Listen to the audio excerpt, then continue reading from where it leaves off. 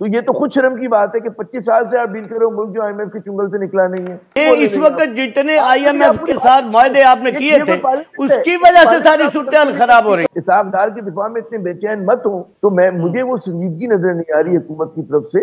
उसमें मतलब है आप देखें ना बचगानापन। सबसे तजुर्बेकार हमारे माशाल्लाह फाइनेंस मिनिस्टर हैं डार साहब, उन्होंने कहा जी मुझे 25 साल का तजुर्बा है आईएमएफ से डील करने का। तो ये तो खुद शर्म की बात है कि 25 साल से आप डील कर रहे हो मुल्क जो आईएमएफ के चुंगल से निकला नहीं है। ठीक है ना। वो ये दावा करके आए थे कि मैं 200 रुपए का डॉलर कर दूंगा, मैं डॉलर 200 रुपए का कर दूंगा।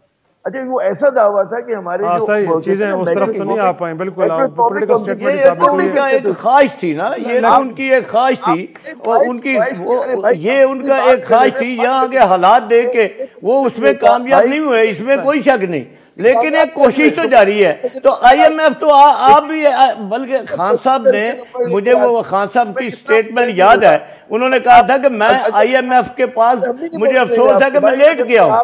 तो ये इस वक्त जितने आईएमएफ के साथ मायदे आपने किए थे उसकी वजह से सारी सूरत खराब हो रही है। लेकिन आईएमएफ के पास जाना इतना कोई खराब नहीं है जितना हमको बात ही करने की तरीके से उसकी खराबी डाल रहे हैं। मुझे नहीं होता, मतलब एक तो आप मॉडरेट करें, आप बारी बारी आप कहते हैं मतलब चुप हो जाए, सुन लेते हैं, चुप हो जाएंगे।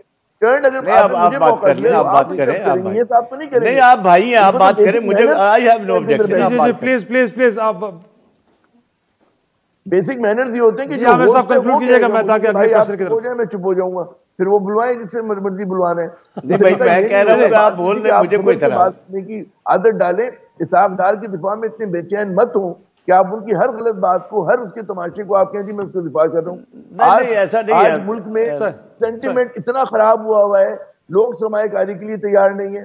लोगों को पता है कि कौमी असेंबली अधूरी है, 120 लोग नहीं है, तो कैसे इस मुल्क में स्टेबिलिटी आएगी?